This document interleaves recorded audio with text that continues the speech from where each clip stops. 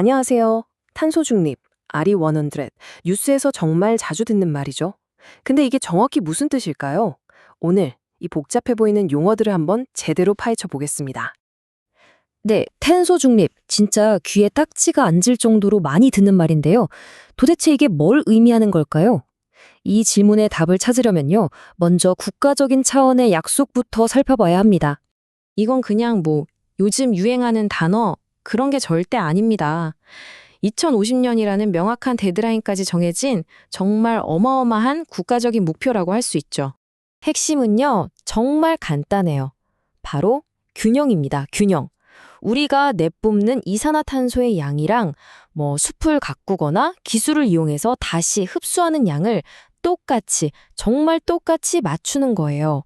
그래서 결국 순 배출량을 제로로 만든다. 이게 바로 탄소 중립, 그러니까 탄소 제로인 거죠. 아니, 근데 이렇게 거대한 목표를 대체 어떻게 달성한다는 걸까요? 정부가 내놓은 전략을 보면 여러 가지 방법이 있어요. 예를 들면 이산화탄소를 쫙쫙 빨아들이는 숲을 더 많이 만들고요. 또 석탄이나 석유 같은 화석연료 대신에 태양광이나 풍력 같은 깨끗한 재생에너지에 투자를 하는 거죠. 심지어는 우리가 줄이지 못한 탄소 배출량을 다른 곳에서 줄인 실적을 돈으로 사와서 상쇄시키는 그런 방법도 있습니다. 자, 이렇게 국가적인 목표가 세워지면 당연히 기업들이 움직여야겠죠. 여기서 바로 R100라는 아주 중요한 캠페인이 등장합니다. 한번 상상해 보세요. 우리가 이름만 대면 다 아는 그런 세계적인 대기업들이 쓰는 모든 전기를 단 1%도 빠짐없이 100% 재생에너지로만 쓴다. 와, 정말 대단하지 않나요?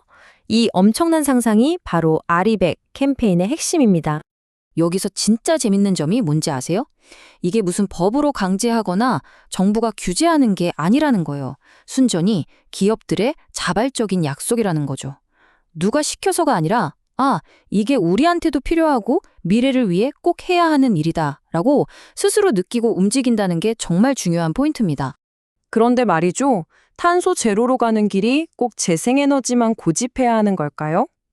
이게 정말 가장 효율적인 방법이 맞아? 바로 이 지점에서 새로운 논쟁이 시작됩니다. 그러니까 일부 전문가들이 이런 주장을 하는 거예요. 진정한 탄소 중립을 하려면 재생에너지라는 틀에만 갇혀 있으면 안 된다. 그 너머를 봐야 한다고요. 바로 이 생각에서 RE100을 넘어선 더 포괄적인 개념인 CF100 이야기가 나오기 시작한 겁니다. 자, 보세요.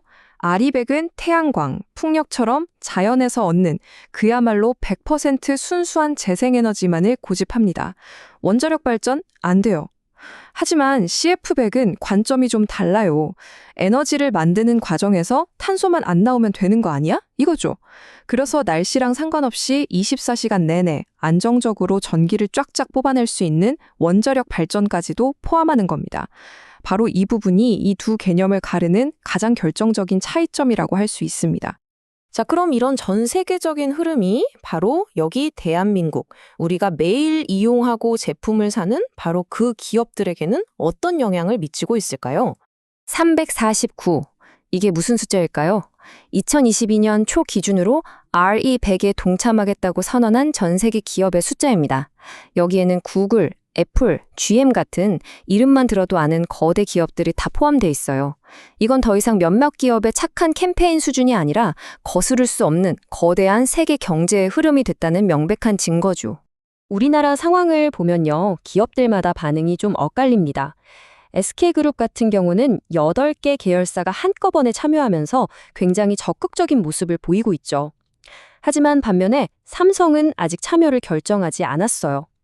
왜냐하면 반도체 공장처럼 정말 어마어마한 전기를 쓰는 산업은 100% 재생에너지로만 돌린다는 게 현실적으로 너무나도 어렵기 때문이에요.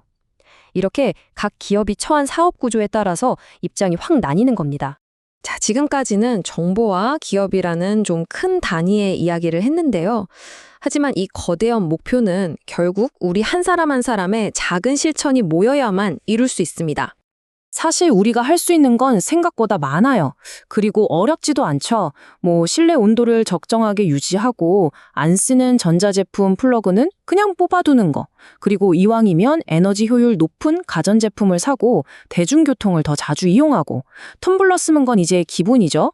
이런 작은 습관 하나하나가 모여서 이 거대한 국가적인 노력에 힘을 보태게 되는 겁니다. 이 화면에 있는 것들 사실 오늘 당장 시작할 수 있는 것들이잖아요. 아니, 이 거대한 탄소 중립이라는 목표를 나 한 사람이 하는 작은 실천으로 정말 바꿀 수 있을까? 이런 생각 아마 다들 한 번쯤은 해보셨을 거예요. 어쩌면 이게 가장 중요한 질문일지도 모르겠습니다. 물론 정답은 없겠죠. 하지만 중요한 건 우리 각자의 아주 작은 선택이 모이고 모여서 결국에는 큰 변화를 만들어낸다는 사실입니다. 그걸 기억하는 것만으로도 충분히 의미가 있지 않을까요? 오늘 이야기는 여기까지입니다. 들어주셔서 감사합니다.